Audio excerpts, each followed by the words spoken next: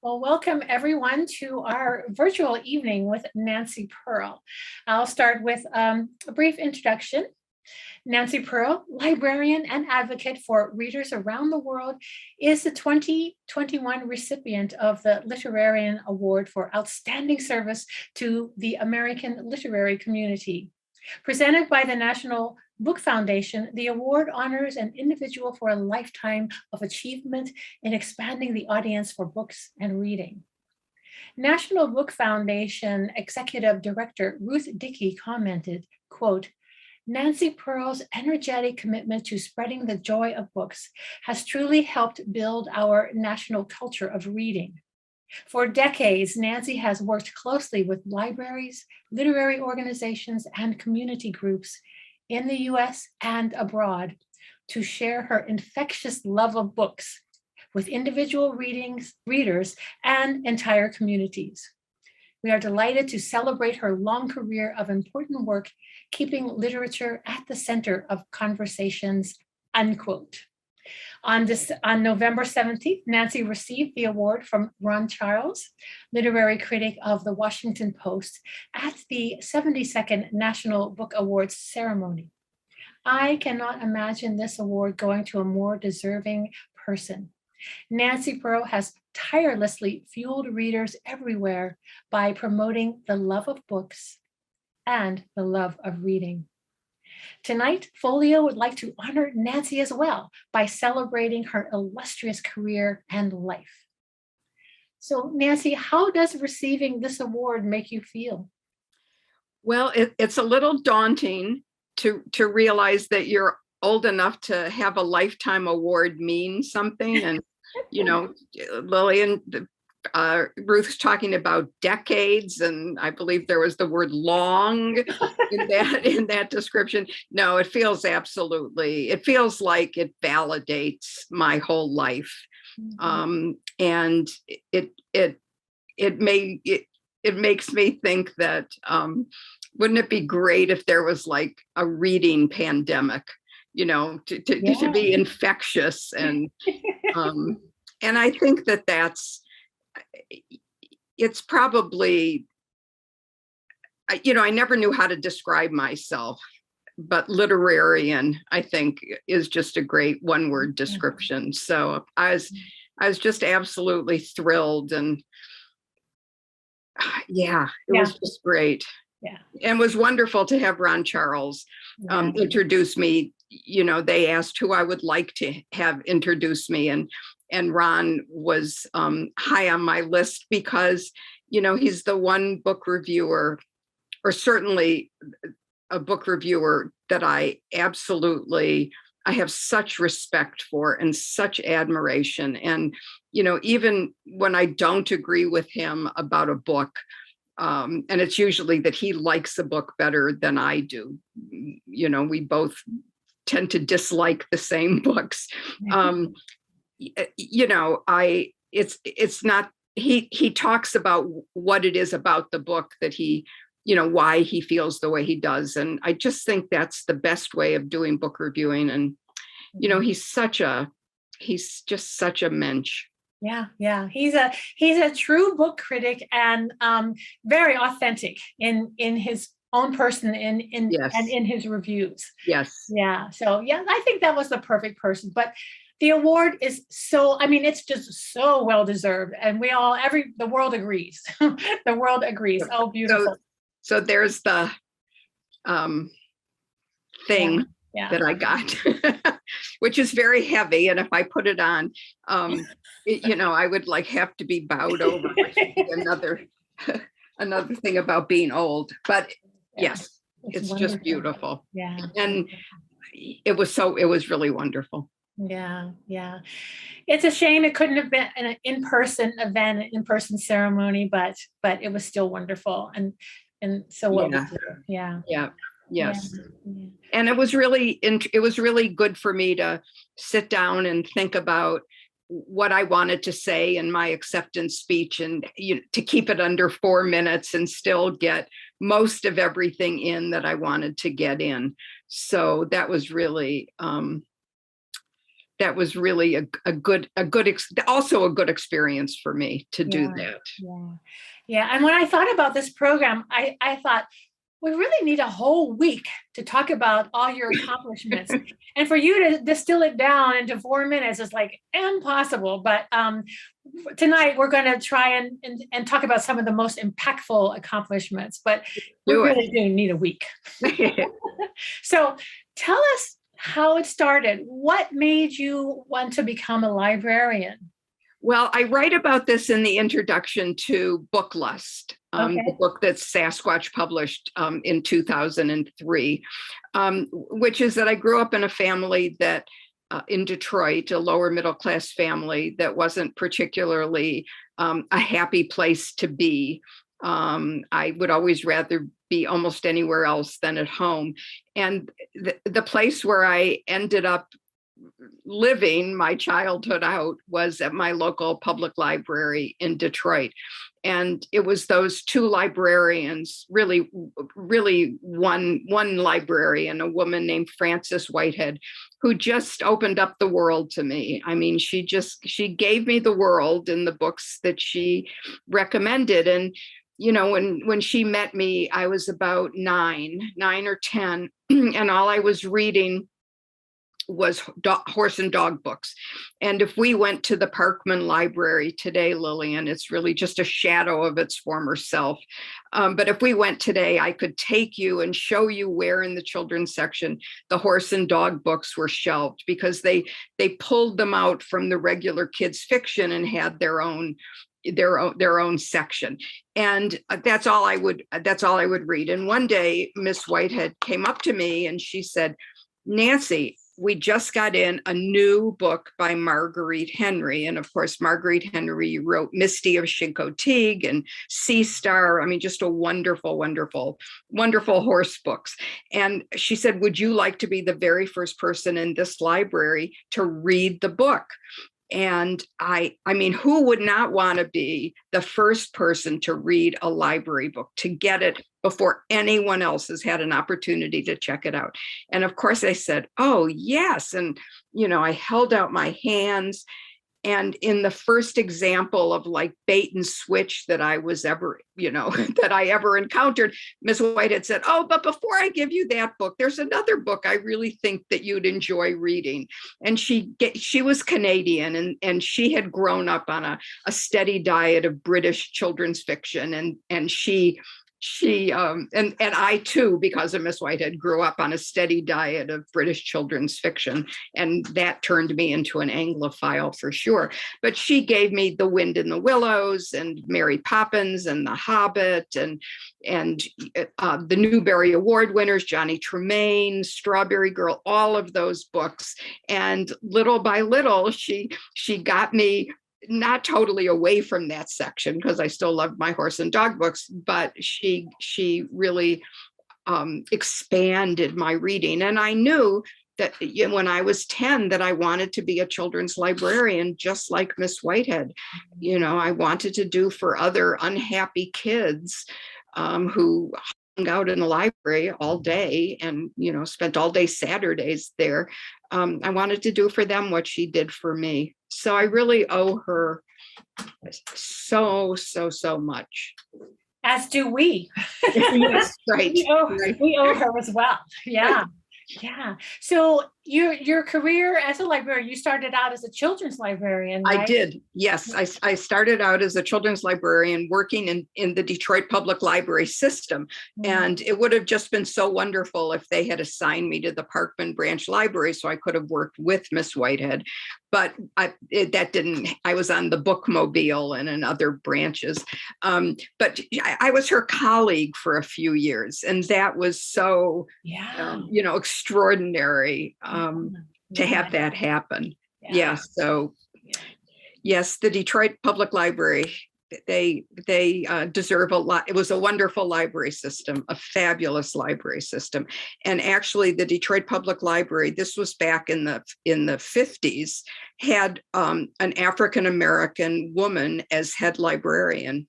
Mm-hmm. And I think was probably the first library system in the country that had Clara Jones, her name was. And she's the person who hired me in the end, to do that. She was smart. Yeah, so I owe her too. Yeah.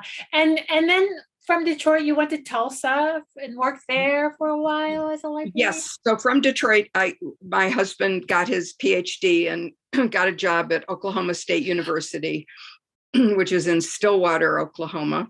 They play Notre Dame in the Fiesta Bowl, happy to say. And when my children were little, I taught part-time at the university and didn't do anything. I wrote poetry and short stories, but didn't really do much of anything.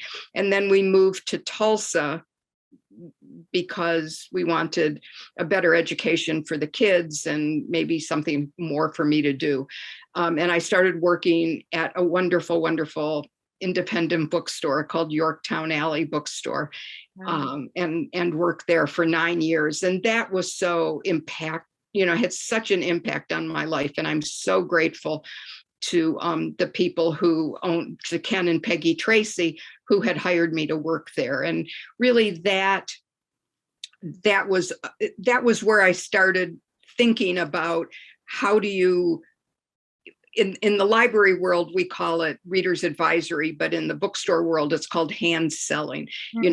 How do you understand when somebody says, can you recommend a book? How do you go about meeting that person's needs while keeping yourself out of the equation? And so it was at that bookstore that I really started thinking about that and sort of putting my feeling, my understanding or what I was doing into practice. And so those 8 or 9 years that I was at that bookstore were just were pretty magical. They were just great. And then I went to work at the Tulsa City County Public Library and was in charge of book buying for the library system for just a couple of years, and then was kind of winkled and wooed away to come to the Seattle Public Library in 1993. Yeah. So that's how you came to work at Seattle Public. They wooed you. How did they woo you? Well, the person who was the assistant director then, a man named Craig Buto, had worked in Tulsa, and he interviewed me when I was looking for a job at the Tulsa Library. And I remember after talking to him, it was maybe a half an hour interview, I went home and said to my husband, I have met somebody who thinks about libraries the same way I do. And so he and I really sort of bonded over our belief in the role of libraries in a community. And then he left and went to be the assistant director here in Seattle. And and meanwhile, my younger daughter had dropped out of college and moved to Seattle. And so I had come to visit her. And of course, I saw Craig, and Craig and I had lunch together at the Red Robin on what used to be the Red Robin on 4th and on 4th Street near the library. And he said, well, what if we come up with a job for you at the library that really, lets you do everything that you do well, which is talking about books and recommending books, and not having to do anything that you don't do well, which is basically everything else. What if we came up with a job? What would you think? Do you think Joe would leave Tulsa and come with you? And I said, if you came up with a job, yes, Joe and I would make it work. And so Craig, found this job as head of the Washington Center for the Book. And I moved to Seattle all by myself, and Joe stayed in Tulsa for 4 more years until he could retire and then move out here with me. So we've been here since 1993, which is a pretty long time. Yeah. Lucky for us. I remember hearing Craig speak about you. You weren't there, but it was at a library conference. And he said he asked you what you wanted to do, and you said, "I want to talk about books." And he said, "Well, what else do you want to do?" And you said, "I want to talk about books." And it went on and on like that. So, I mean, and he understood that. He understood that, Yeah. and created this job for you, the executive director of the Washington Center for the Book. Right.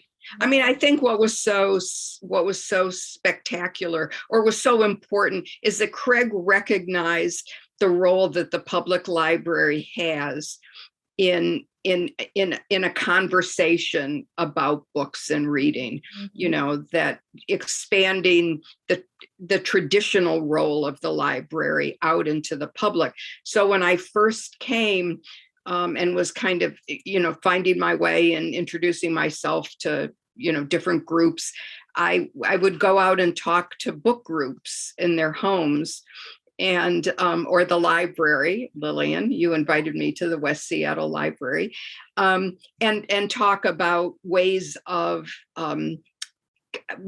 keeping a book group healthy and happy. Yeah. Which also, it was all this stuff that I had just been thinking about for a really long time. And that gave me a chance to go out and put it in practice. Right. What a wonderful opportunity. Yeah. I was going to mention that you went around to libraries and neighborhood book groups, Yes. with your bag of books, talking Yes. about Right.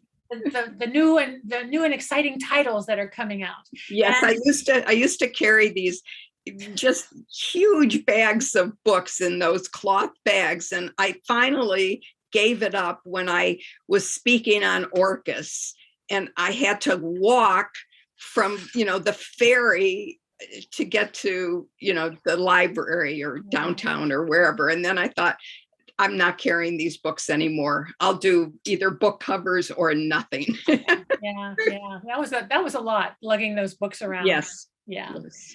But you also, when you came here, you got a job as an adjunct professor at the University of Washington. I did. High school. Yeah. Yes, the library school before it was the I school. Right. Okay. Yes, and that was due to a man named Peter Hyatt, who at one time was the head of the library school, but when I met him was teaching, and he was really interested in readers and readers advisory, and so he invited me to come speak to his classes, and that gradually expanded to doing for many years, teaching 2 classes every year, which was really just a wonderful experience, and thought that so many of my students, and Lillian, you finally were one of my students, that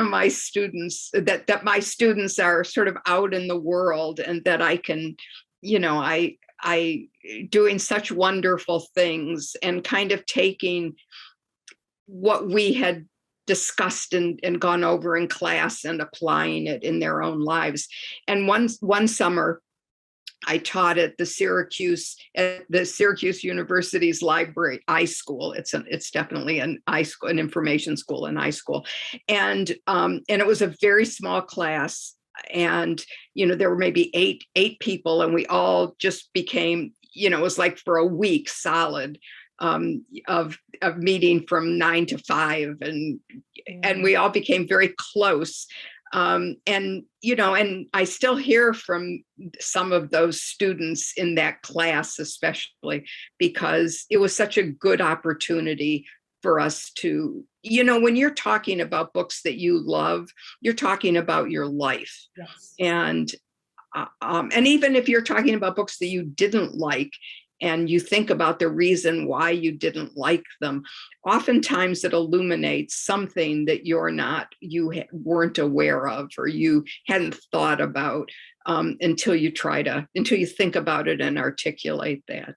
Yeah. I have to say that I am convinced that many of us who went to University of Washington did so just so we could take your reader's advisory. I'm really serious about that. And you Readers Advisory is very, I mean, it's something you specialize in. What, and some of it came from your work in the bookstore, but it's a lot grander than that. And tell me what makes it so important to the library profession, this idea of Readers Advisory.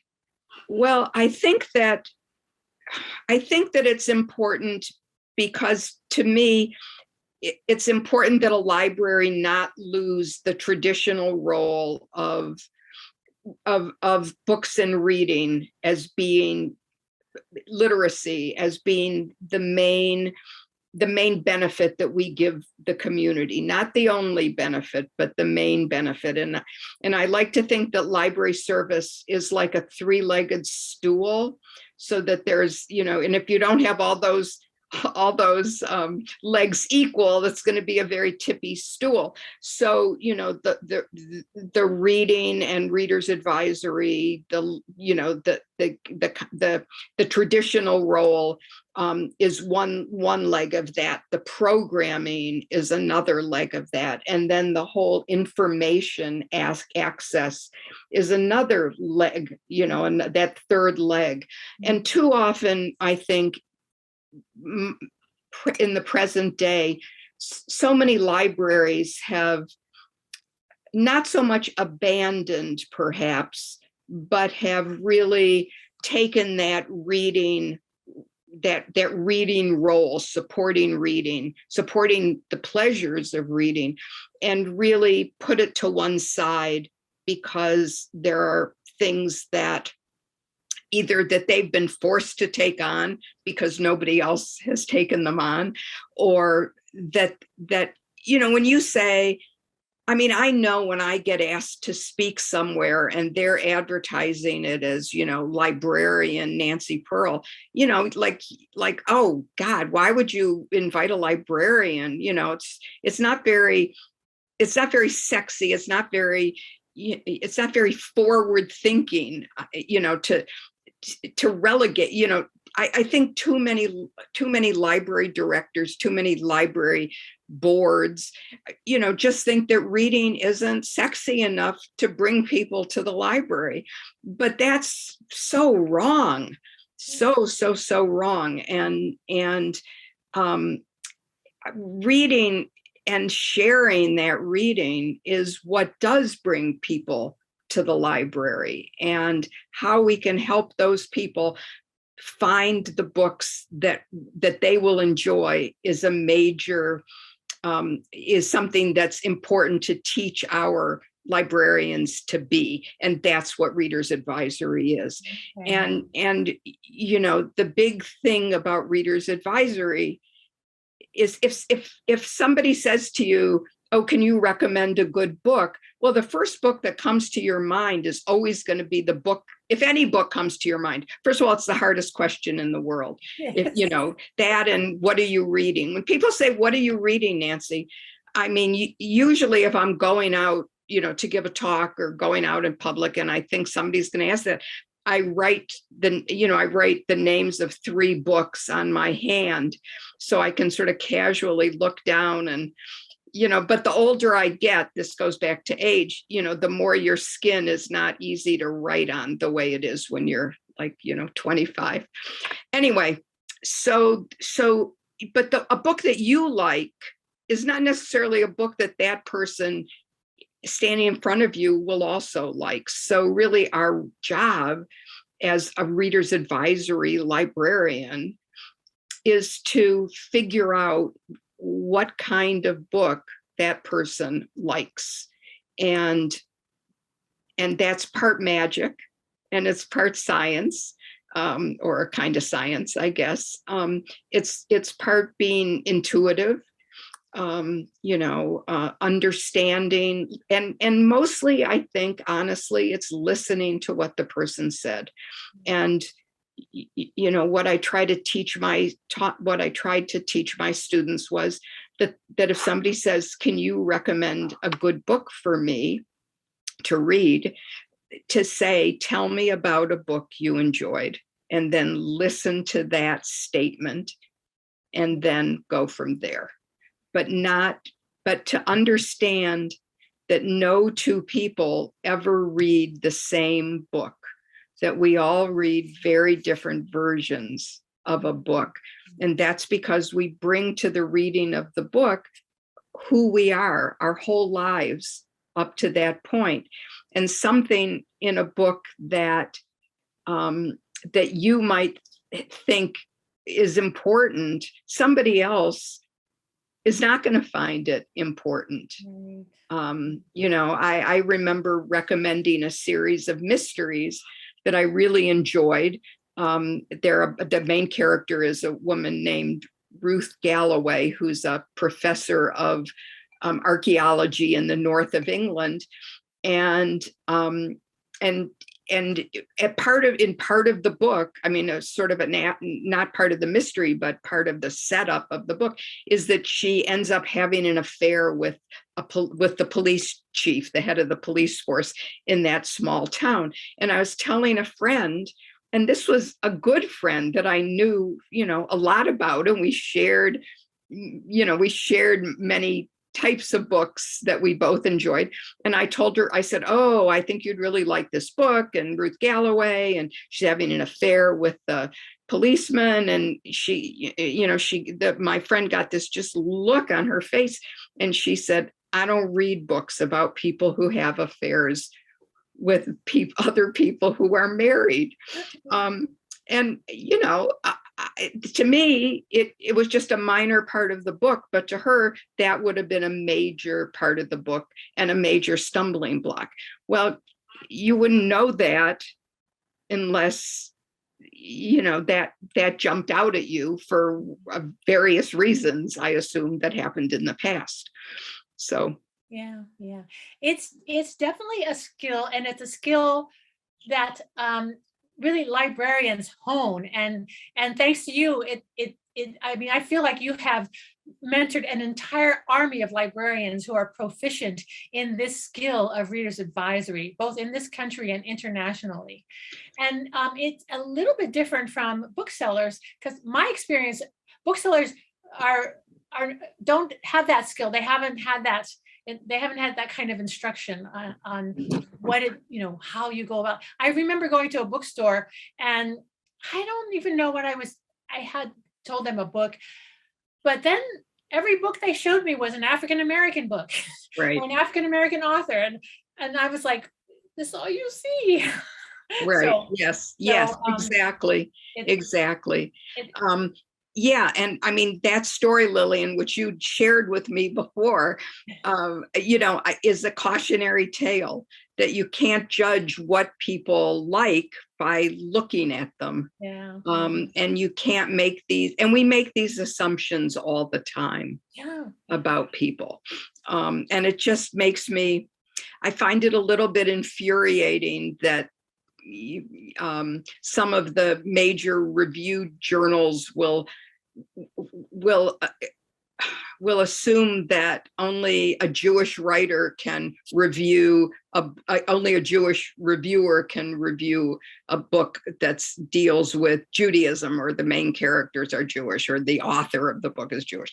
I find that just so, or that an Asian reviewer is the only person who can review a book by an Asian writer. We could go on forever and talk about. Yeah, but that's what books do. They connect us across cultures, right, across time, across place. They're very diverse. So so you mentioned some of the programs, your bag of books, you're going around talking about book groups. And there's one other little known program you started. You started a poetry discussion group at Seattle Public Library. I think it was around 1999 or 2000. And it was a brown bag group. People met at lunch. They talk about a poem. They do it every week. That group has been meeting up until the pandemic weekly, discussing a poem without you. They just kept meeting. And that is an amazing legacy. I have turned people onto that poetry discussion, and they've fallen in love with it up until the pandemic. Right. And that's such an easy program to do. I mean, but there are library directors who don't believe that, public library directors who don't believe that librarians leading book groups in the library is what they should be doing. It should not be part of their schedule. And I just find that kind of thing very depressing, of course, but also very short-sighted. Yeah. I agree as a librarian. Right. And now we can't not talk about one of your most amazing programs, which is the Common Read. If all of Seattle read the same book, now called Seattle Reads. Right. Where did that inspiration come from? Well, I've always believed, one of the beliefs I brought to Seattle with me was the importance of not so much importance, but the way that being in a book group helps you develop a common language. Even if it's a kind of book group that you and I both take part in, different ones where we're meeting weekly, but we just go around and talk about what we've been reading. Even that, because people will hear you talk about a book and then they'll read the book, and then you have that connection with them. That book groups can connect people. And, I loved the idea of neighborhood book groups, or, book groups that meet because their kids are all on the same t-ball team or whatever. But even more than that, I love the idea of people coming together in a public space like a library and reading a book and talking about a book. And the library, the Center for the Book, the Washington Center for the Book at the library, which I was then the executive director of, got a grant from the Lila Wallace Reader's Digest Foundation. We were one of 8 literary organizations around the country, and one other library besides us got this grant to develop programs to expand the reach of literature, to bring in new audiences for literature. And the Lila Wallace people were very smart of methods, because one of the things that they did was give you money for a year's planning, in which you could hire someone to come in and help work through any of the issues. And we had a wonderful woman who helped us work through this. And I knew that I wanted to have it to do with book groups. And we, maybe that everyone could read the same book. I mean, we were just tossing around ideas. And then Nancy Stilger, who was the advisor that we brought in, or the consultant, I guess is what she was, said, well, what if we called it If All Seattle Read the Same Book? And, that was so wonderful, kind of encapsulated everything that I believed in.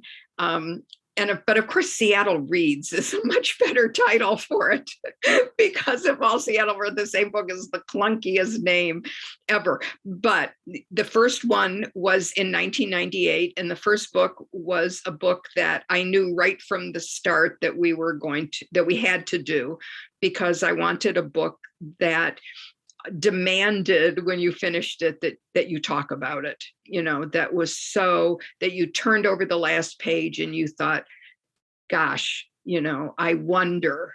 And what you wondered would depend on your reading. And the book was Russell Banks' The Sweet Hereafter.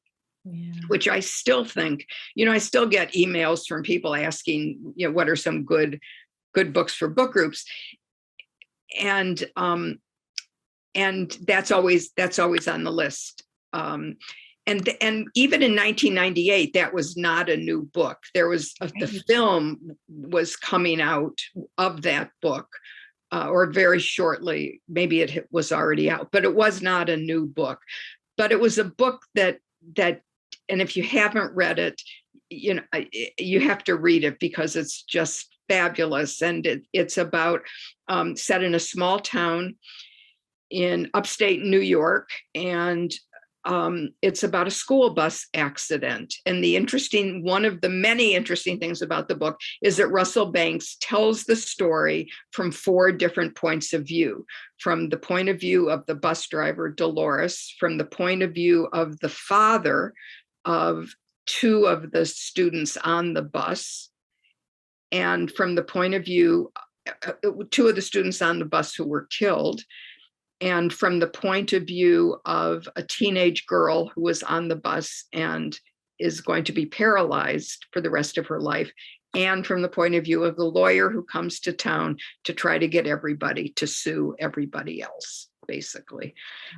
So there's a discussion question for you. Why did Russell Banks choose to tell the story that way? It's really always interesting to me when I'm reading a book to ask myself why the author chose to tell it the way that he or she did. And that's one of those. Russell Banks' book is perfect for that. And the other thing about the book, for me, the best books for book groups are books that are character driven. So when you finish the book, and we brought Russell Banks to Seattle, and we said, we don't want you to write a speech. We just want you to stand up there and answer questions from the audience as though it were a kind of a book group. And we took them all around the city. And the first question that everybody asked was, what happened after the book is over to that father whose children were both killed, to Jack and Sel? And I remember Russell would say, I don't know what happened to him. And my co-writer, Jeff Schwager, and I interviewed Russell for the book, The Writer's Library. So we saw him about 2 years ago, just before the pandemic. And I said, I've always wished that you would write a book about him, about that man, because I really want to know what happens to him. So that was the first book. The second book that we did was just another fabulous book club book. This one by Ernest Gaines, called A Lesson Before Dying. And which I can't imagine 2 better books for book groups than those 2 books. They were both powerful. Right. Very powerful, and much, much, much to talk about in both. And then the third book was a book by Bill Moyers, a collection of poetry that Bill Moyers had put together. And, I wanted to do poetry. I wrote poetry for many, many years until the lines stopped coming as poems and started coming as prose. And then I stopped. But I knew it would be hard to get an audience if we did poetry. Yeah. But I knew we would get an audience if we had Bill Moyers. And we had a huge audience that was huge. Then. Right. And then, and then one of the other things we did about that same time, the Center for the Book and a group of other organizations did a series called The Poets Among Us, in which I interviewed 5 poets. And this was at the Asian Art Museum at the auditorium. So interviewed David Wagner, interviewed Colleen McCullough. Yes, Colleen McCullough, right. And Heather McHugh. Yeah.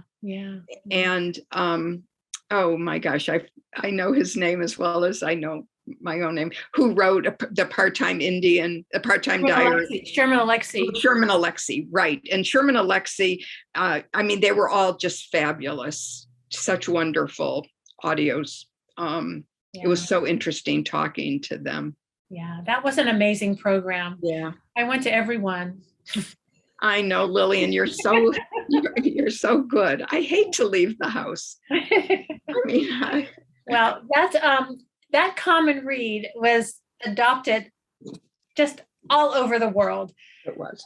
And you were the inspiration for it. That must make you, how does that make you feel to be an inspiration? for this amazing program? Well, it just, everything is, first of all, of course, there were other people. It wasn't just me. I mean, I have lots of ideas, but I am not somebody who is a, item one, cross it off, item two, cross it off. I do not have that kind of mind at all. So none of this would have happened if it weren't for people who did have that kind of mind. But yeah, it really is, it's, in a way, it's the perfect library program because you can make it as grand or as small as you want. Yeah. And, I had strong feelings about the kind of books that I wanted to do here. I wanted books that talked about important issues, that talked about life and death, that talked about race, that talked about poetry, for goodness sake. But other people wanted to do bestsellers, that they wanted to have everybody read a particular book, or there was a particular book that fit their community. And I mean, it's amazing. It's fabulous that it's still going on in Seattle and other places. People, I still occasionally get an email from somebody saying, oh, this is what we did this year. And I love it. I love people are so inventive and they do such interesting things. Yeah. And it's also a way to honor our storytellers, the authors who create these fabulous books. Right. I remember Russell Banks was like, everybody's reading my book. This is so exciting. Yes. So I think it's a wonderful way to honor authors who give us these amazing stories. Wanted to go to your collaboration with Sasquatch and how that came about with your Book Lust series, which is another amazing legacy that you have. So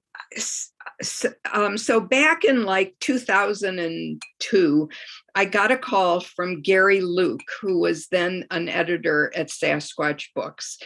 And Sasquatch was best known for the Best of the Northwest, Best of Seattle. They had a wonderful tagline, which I can't remember now. But anyway, Gary called and, I had met, one of the things that we did at the library too, was once a month, we had a literary salon on Friday afternoons where anybody could come. We had tea and cookies and sometimes we had a speaker. But mostly it was just for book people to kind of get together, where better than at a library. And book people, booksellers, publishers, writers, readers who wanted to come. And I think Gary came to a few of those and, we talked and everything. And I was then doing KUOW, talking to Steve Scher every week. And Gary called and said, oh, Nancy, what would you think about doing a book for us about good books to read? And he and the Sasquatch people came up with the name Book Lust, which we both loved. And, Gary said, come down to the publishing, come down to our offices and we can talk about it. And so I went down there and I said, well, what kind of thing do you have in mind? And he said, well, I'm thinking of, like a book with, say, 300 categories, quirky categories, he said, quirky categories, maybe 300 words of book recommendations for each category. And, that's it. What do you think? He said. And I said, God, it sounds fabulous. I already had visions in my mind about what quirky categories I could come up with. And so I went home and I wrote the first section of that, which was very unquirky Civil War novels. And because the first grown-up book that I ever read was Gone with the Wind. at my library, at the Parkman Library, you couldn't check out an adult book till you were 13 or in the 9th grade. And when I turned 13, Miss Whitehead took me over to the adult section and introduced me to the librarians there, and then kind of let me go. And the first book that I checked out was Gone with the Wind. So of course I wanted to include Gone with the Wind. It's hard to have a Civil War section back in 2003 without having Gone with the Wind in it. But I wanted to include all of these other books, much lesser known books that I had loved about the Civil War. And I remember I sent it to Gary, I faxed it to Gary, and I said, what do you think? And he wrote back and he said, great, 299 more quirky categories to go. And so it begins with a section, My Name is Alice, which is novels by authors whose first name is Alice, and then ends with a section called, and this was really quirky, ends with a section called Zero, This Will Mean Nothing to You. Like, that's very clever, I thought. And then it's all books, which I had loved, about how the concept of the number zero came into Western mathematics. Wow. So so these are all, like, people always, I mean, my reading history is pretty much in book lust. And then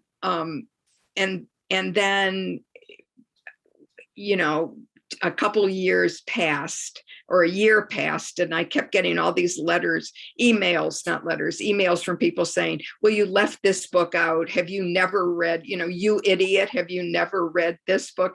And I realized that I had forgotten so many authors, and it was so hard to realize that I had left out authors that I absolutely loved. And Gary said, well, why don't you do another book? And he and I really wanted to call it Book Lust 2, The Morning After. But in the end, they just flinched, and they called it More Book Lust, which is so boring. So in my mind, it's still Book Lust 2, The Morning After. And then I did a children's Book Lust, because after all, I was a child at one time, and I was a children's librarian. And then the fourth Book Lust book, which was really, really fun to do, because I did a lot of reading for it, was Book Lust to Go, books for armchair travelers and intrepid people, which I am not. Yeah. And that was really, really fun. Yeah. So those were the Book Lust books. Yeah. It's an amazing series. And it's a series not only for readers, to discover books, but also it's a resource for librarians to, and their readers advisory position or skills that they have. Right. There were quite a few titles in those books that were out of print. Right. So that led to another one of your grand ideas. Right. Tell us about that one. So right from the beginning, I believe that any book that someone hasn't read is a new book. It's a new book to them. And that we do backlist, that is, older titles, a disservice in many ways, because we stop talking about them. And one of the things that I emphasized in these readers advisory classes was that go back into don't just stand by the new bookshelf, go back into the bowels of the library and find some of those older titles, because if someone hasn't read it, as I said, it's a new book to them. And there were some books that I included in Book Lust that were no longer in print, and that kind of broke my heart. And I really wanted Sasquatch to reprint them. I thought that would be just a great another collaboration, but they weren't in a position to do that then. But we started a Book Lust, but but there is a series. Amazon took it on because I wanted both print and ebooks. I didn't want just ebooks. I just wanted, forgive me, real books. I wanted print and paper books of those books. So we did a dozen adult books are back in print, and you could get them from the Folio organization, right? You can order them at bookshop.org. Yeah, we put it in the chat. Yep. Yeah. And they're these are probably 12 of my very, very favorite novels. I'll say they're all character driven. And the most popular one, the one that has sold the most copies, is a novel that I really have never met anybody who hasn't loved that book. It's called The Cowboy and the Cossack. And it's about a cattle drive in right after the Civil War. A group of Montana cowboys are taking a herd of cattle to Vladivostok for the Cossacks. And this is the meeting of East and West. And it was written during the Cold War, published during the Cold War. So you can really read it as a metaphor for what was going on. I love that book. There are a lot of people I know who love, as I do, character-driven fiction. And one very sort of quick and dirty, easy way to identify a character-driven novel is to look for books in which the title is the character's name, or the title is descriptive of a character. So About a Boy, Nick Hornby, or The Cowboy and the Cossack. But all of the books that I did in that series, the Booklust Rediscovery series, are all character-driven novels. Yeah. And I love them. Yeah, I have read every one and have loved every one, all 12. Also, after the 12th title was published, a book discussion group was created at University Bookstore to discuss those 12 novels. Right. Many of the participants were students of yours from the iSchool. Right. So you had young people reading these older titles and they love them. And I was so impressed that right. It speaks to exactly what you're saying, that it's a new book. Right. It's not an old book. And one of the funniest things that happened is that we were talking about a terrific novel called The Man in the Window by John Cohen, which is just one of those books you just want to hug. I mean, it's so wonderful. And we're talking along, and I'm looking at this young man who's sitting, a little bit away from me or at the table. And I look at him and I said, "Are you John Cohen's son?" Because I knew his son lived in Seattle, and it was John Cohen's son. So that was pretty special. Yeah. The Man in the Window. I mean, every time I say one of those books, I say, "Oh, that's my favorite book of those 12." But actually, every single one of them is my favorite book of those 12. Plum and Jaggers. Oh, Plum and Jaggers, such a good book. Yeah. Such a good book. I encourage everybody to sort of poke around on those 12 titles. Everyone is great. You won't be disappointed if you choose any of them. So just have a look and see. So yeah, I think that was so much legacy, Nancy, so many wonderful things you've done. Now, when you retired from SPL shortly after the new building opened. I did, yes, 2004, August. 2004. Mm-hmm. And I'm fairly certain I speak for everyone that we were happy for you, but sad for us, because we bemoaned the loss of our Nancy Pearl from Seattle Public Library. Yeah. But by this time, you had become a librarian of world renown. And your career only accelerated after retirement. I mean, it exploded. You started traveling. You went to Sydney, Australia for the Australian Writers Festival? For the Sydney Writers Conference. Okay. Sydney Writers Festival, they call it. Yes. Okay.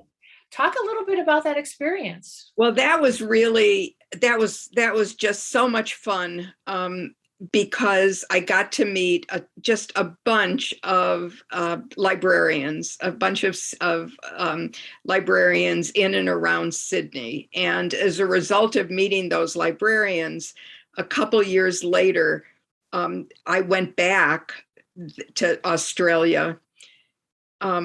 Well, let me put in a little parentheses. So one of the funniest, best gigs that I had was that I got asked by the Holland America line to be an entertainment on one of their ships, and I could I could choose any route that I wanted to take, and my husband could come with me. And so I know that they expected that I would just do an Alaska cruise, so it would be 3 or 4 days. But I saw that they had a cruise from Auckland to Sydney that was 2 weeks.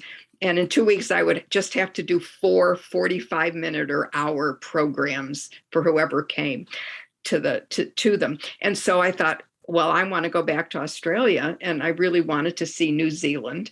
And so I did that. I said, that's the cruise. That's what I want to do. And they agreed. And so I wrote to this librarian in Sydney and said, look, I'm coming back. You wouldn't have to pay for me to fly, for any transportation. Would you like to set up, like me doing workshops in the various Australian states? And then I didn't hear back from her. And I thought, oh my gosh, I presumed too much. I shouldn't have, how you like start questioning yourself. I thought maybe my meeting her was more important to me than her meeting me or whatever. Anyway, and so I had just about given up when I got this email from her saying, okay, it's all arranged.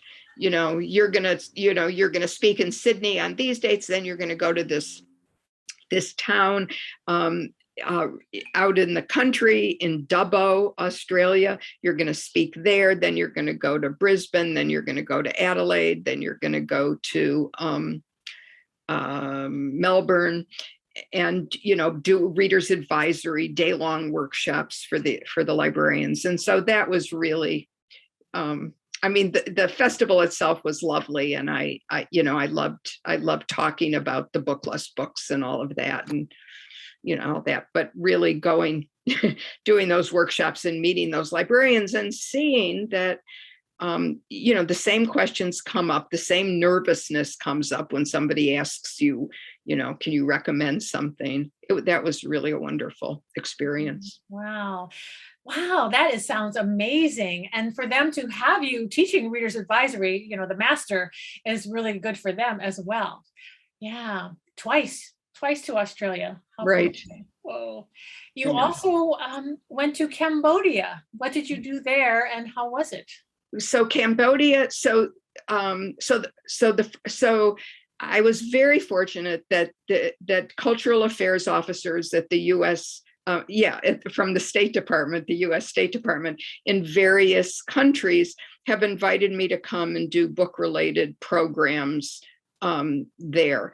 And the most recent was Peru for the Peruvian Book Fest. I guess it's called Book Fest. I mean, this huge event that they have every year in Lima, and I got to be there and and do various bookish things.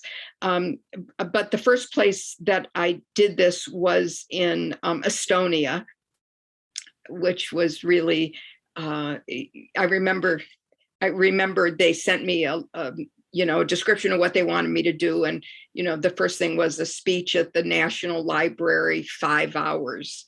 And I thought, 5 hours, I have nothing to say for 5 hours. I freaked out. And then, it was explained to me that not only would everything have to be translated from from English to Estonia? But there was also a break for tea and then lunch and then a break for tea again. So that was fine. The second place that I went was probably the most meaningful to me. I was in Sarajevo, in Bosnia-Herzegovina. And this was in 2013. And the cultural affairs officer there wanted to do a program called, that would have all Bosnian kids reading the same book. And the book that she had chosen before I was involved with the program was Sherman Alexie's The Absolutely True Diary of a Part-Time Indian. And when she told me that, I thought, that is a weird choice. Why would I mean, how is that going to go across the Atlantic Ocean into Bosnia, Herzegovina? What are teens going to get out of that from that? Well, I was totally wrong. It was the absolutely perfect book. So, like we could do a whole other session on Bosnia. So Bosnia-Herzegovina is really a state that is not a state. It's divided among the Muslims and the Serbs and the Croats, each with their own religion. The Serbs have a section of the country called Srpska, and they don't recognize Sarajevo as the capital. There are two library associations in Bosnia, the Serbian Library Association and the Bosnian Herzegovinian Library Association. But this cultural affairs officer, Sunshine Eisen, is just fearless, and she persuaded that the necessary people in all different parts of Bosnia to let their teens take part in this. And one of the wonderful things that our government does is sponsor libraries that are in which the books and the computers and stuff are bought by our government, but they're staffed by citizens of those countries. And so I got to work with those librarians from around Bosnia, and also with teachers. These are people who were going to lead the discussions. And these discussions would bring together teenagers who otherwise have nothing to do with one another, because the Serbian students do not go to school with the Croatian students, the Croat students. The Muslim students are educated in their own schools. There is nothing. It's like apartheid in three separate silos, if you will. And as a result of this, we were going to bring these teens together to talk about this book. And one of the things that the book is about, and again, if you haven't read the book, The Absolutely True Diary of a Part-Time Indian, it's just a fabulous book. But one of the things that the book does, at the end of the book, there's a list of the different tribes that the main character, this young teenage Native American, he makes a list of all the tribes that he belongs to. So he's in the tribe of cartoonists. He's in the tribe of 15-year-old masturbators. He's in the tribe of, the Spokane Indian tribe. He's in, and goes on like that. So when I was going around the country teaching, doing workshops for these librarians and teachers about how to lead a book group, I would start and they had all read the book before they came together. I would start every discussion by saying, let's go around the room and each one of us say a tribe that we belong to. And in the first one, and this always makes me cry, in the very first meeting that we had, the first woman to speak said, I belong to the tribe of people with Muslim mothers and Serbian fathers. Mm. And if you know anything about the war in Bosnia and the ethnic cleansing that went on the part of the Serbs against the Muslims, you know how what a different world that was for this woman who was an adult, for this woman's parents to have married. So she said that. And from the back of the room came this voice, another woman who said, I'm in that tribe too. And there's a connection, a powerful, powerful connection. So being in Bosnia, kind of seeing how everything that I had always believed about the power of reading to bring people together was kind of made, it really solidified my thinking about that. And, I sort of say if I had done that when I was, if I had experienced that being in Bosnia, where there's the best hot chocolate ever, and there's a fabulous vegan restaurant in Sarajevo, probably the best vegan restaurant I've ever eaten at.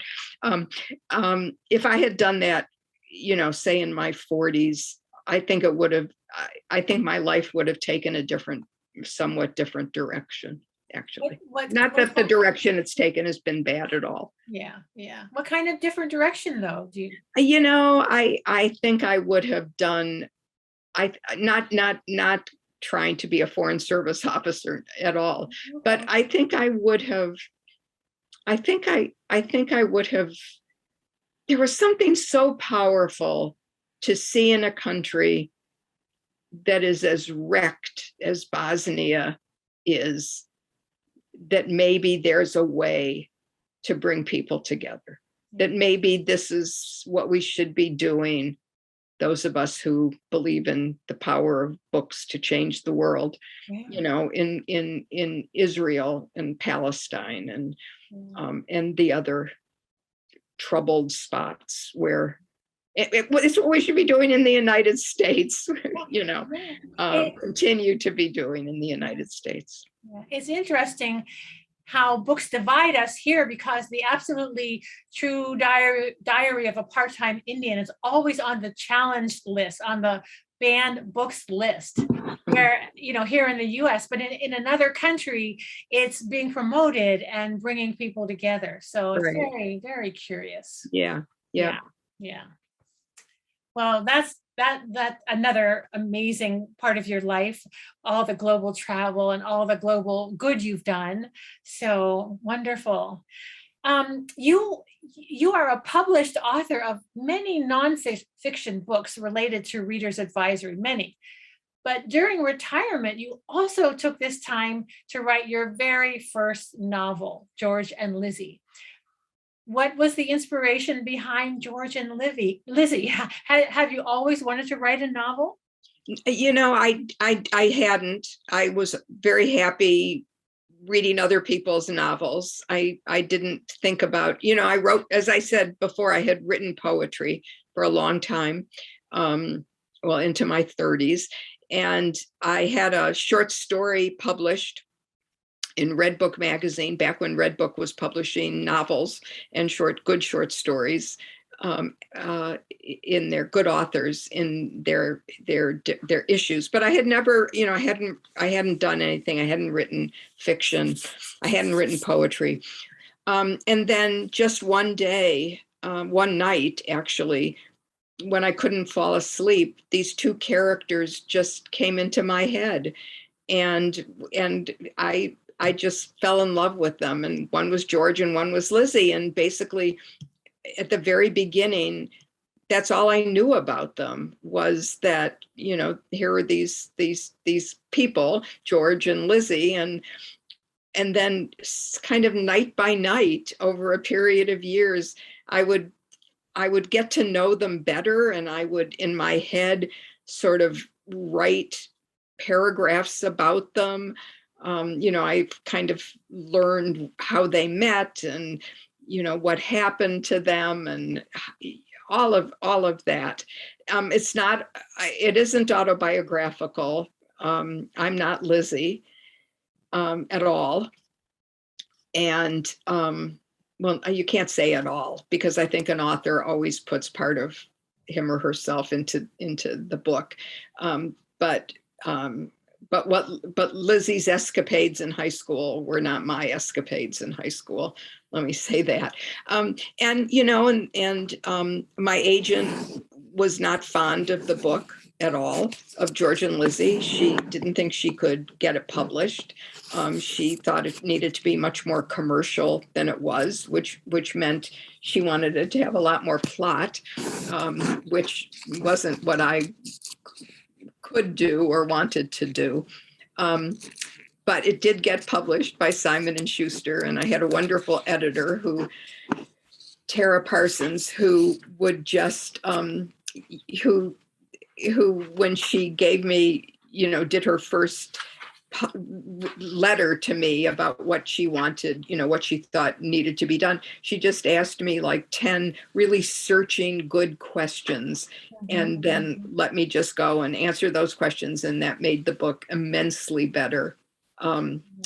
So I'm really indebted to Tara as well. And, in some ways, Lillian, this will sound really strange. In some ways, I really regret publishing the book because there's so much more I'd love to say about them. I still think about them all the time. There's a minor character in the book that I think about, oh, that would be fun to write about him.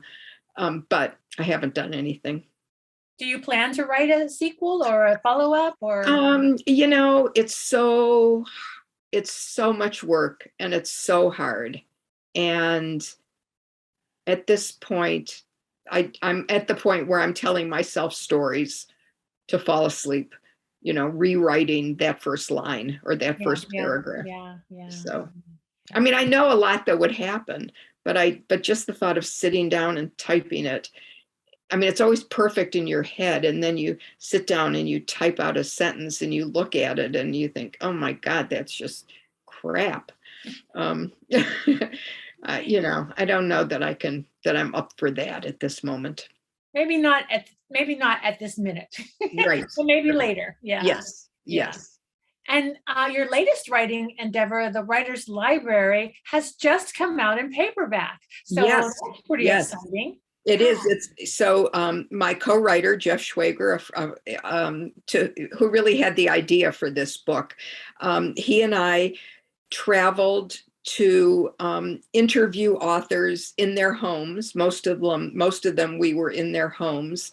One we did at the fiction library in Brooklyn. We interviewed an Ethiopian American writer named Maza Mengistu there. And that was great. And it's different from other author interview books in because we didn't interview them about their books. We interviewed them about the books that they loved. Yeah. And probably many people's favorite chapter in the book is Michael Chabon and his wife, Ayala Waldman. We went to their house in Berkeley and sat around their table, their dining room kitchen table, and just talked books for a couple of hours. And just seeing them, they're both writers. Michael, of course, is much better known than Ayala, but Ayala did a great mystery series called the Mommy Track Mysteries, and like 3 other novels, I think.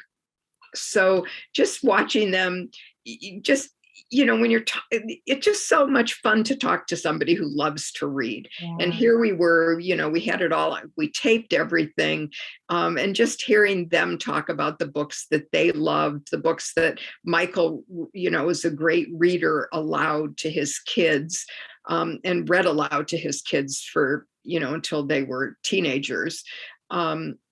It's just a different view of writers. And plus reading that book and reading the books that those writers loved, you just get a whole new list of books that you'll want to read as well. Right. And you have a greater understanding of how they became the writers they are by what they read. So absolutely.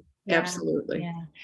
So, and there's a little bit, I'm hearing murmurs that there's a graphic novel being written on your life as a librarian. Oh, no, not a graphic novel, a picture book. Okay, a picture book. So in a very nice closing of the circle, Sasquatch Books is publishing next year, and I think August of 2022, a picture book called Library Girl, which is based on my experiences at the Detroit Public Library, at the Parkman branch of the Detroit Public Library. And it's written by a woman named Karen Henry Clark, and it's illustrated by a Portland artist named, oh my gosh, something Murray. I'll remember that. But anyway, and I think it's still, I think you could access it. I mean, not access the book, but see the specs. Yeah. So Cheryl Murray. Her name is Cheryl Murray. Cheryl with an S, Sherryl. And the illustrations are fabulous. And I sort of went through, I don't have a lot of pictures from my childhood, but I did find a picture of me with my bike Charger that I used to ride to the library, and she used that as part of the story. Karen used that as part of the story, and there's an illustration of me with Charger, the watercolor of that, and then there's the photograph at the end of the book, so you could actually see my bike and me. Oh, how darling. That's going to be a great book, a picture book for the upcoming librarians. Yes. And yeah. It's really a tribute to libraries. Yeah. It's really a love letter to libraries and librarians. Yeah. Miss Whitehead is in it. My elementary school librarian, Miss Glenn, is in it. Miss Long, another librarian at the Parkman Library, is in it. Yeah, wonderful. Coming out next year, did you say? August. Okay, August. All right. Yes. All right. Now, good. I would be remiss if I did not mention that you have been the inspiration for not one, but 2 library action figures. Right. So I'm just going to say that. Note the words librarian and action. Nancy Pearl, your life is illustrative of why those 2 words are wedded. Yes, well, it has been an interesting life. Lily, this has been an interesting, flash, an interesting, Yeah. What are your thoughts on the future of libraries? What do you wish for libraries, and what do you foresee? Well, what I wish for libraries, I sort of mentioned before. Yeah. I really, librarians, let me preface it this way. Librarians have always stepped up and done what needed to be done. When the first great wave of European immigrants came to the United States at the turn of the 20th century, the first decades of the 20th century, librarians set up English classes, doing that kind of thing. And where there are homeless issues, librarians have stepped up to deal with that as best they could. But librarians are not trained as social workers, and it is the cities or the counties or whoever has, whoever is wherever that is occurring, that it needs to deal with social service issues, not the library. So that's one worry that I have, that people, that the cities are not stepping up. It makes me furious. The other thing that worries me is that so many libraries, this is what I alluded to earlier, that so many libraries are moving away from the traditional role that a library has served in a community. That I think is a mistake, and it makes me very sad. The other thing, another thing that bothers me, that makes me sad, is that I don't think librarians sell libraries. I don't think librarians are very good at I don't think that many librarians are very good at talking about the importance of a public library in a community. A public library is the heart of a community. It is the bedrock that a community rests on. It's the place where everybody, no matter what their race, what their religion, what their economic status, whether they're documented or undocumented, whether they're homeless, whoever can come in that door and be treated like everybody else. And it's the public library is really the last small d democratic institution. And it's based on, it's the core of library service is that equal treatment of the citizens. And everyone is welcome. Yes, everyone is welcome. And that I think we as a profession don't do a great job in talking about why the public library is so important. So put that all together. That's okay. That all makes me sad. Yeah. Okay. So how about if I open it up to questions from the audience right now? Would that So I see that somebody asked, how does a library obtain enough copies to take it to a citywide level? It comes out of mostly, well, with us, with the Seattle Public Library, originally it came out of that grant that we got from the library, from the Wallace Reader's Digest Fund. But other libraries do it within their budget. Buy a certain number of copies for however many they think they can afford. And then, people who take part in it can also, of course, buy it from local bookstores. Yeah. Well, maybe we covered everything so thoroughly. We do have a question from Dan, though. He wants to know which 3 authors, living or dead, would you invite to your dinner party? Oh, that New York Times question. That's such a hard question. The trouble is that so many of the books that I love are not, the authors are not people that I necessarily would want to have at a dinner party. Oh my gosh. I don't know. I can't answer. I don't know. Yeah, that's a hard question. There's so many. Yeah. I mean, who would I want? Let's see. I'll tell. So Richard Ford, these are authors that we interviewed that I felt like Jeff and I could have just talked to them for hours and hours and hours. Richard Ford is a great storyteller. I would have loved to have dinner with Eudora Welty, who Richard Ford knew. I would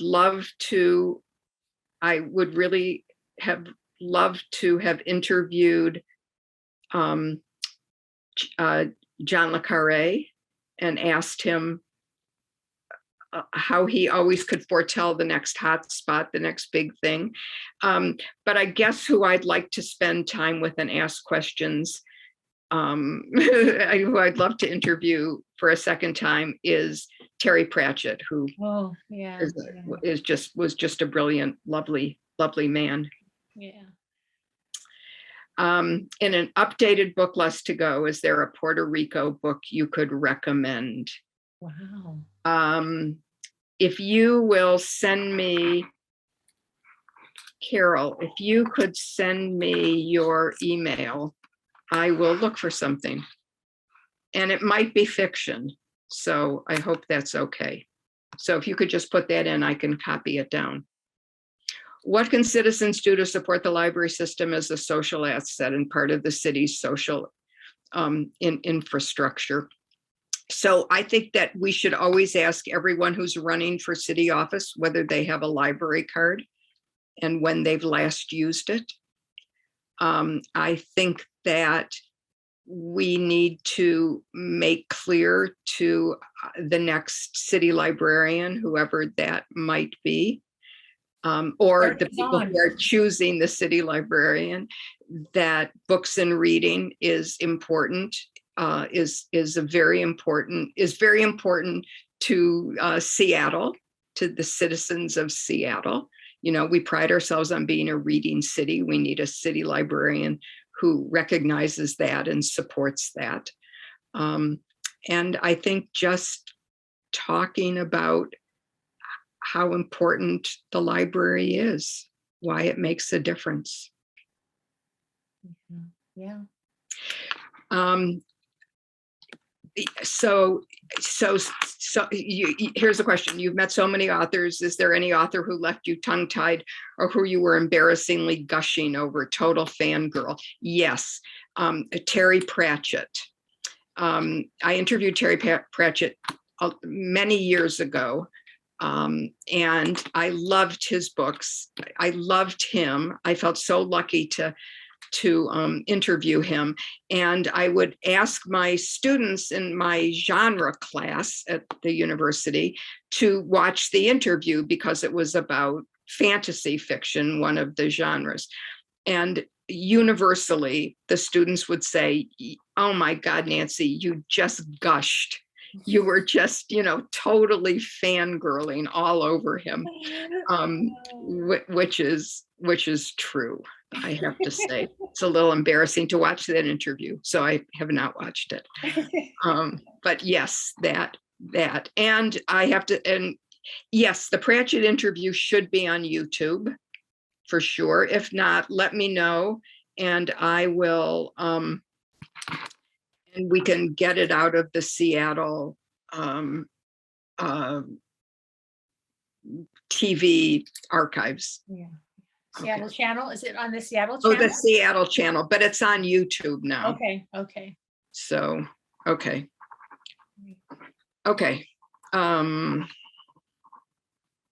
I think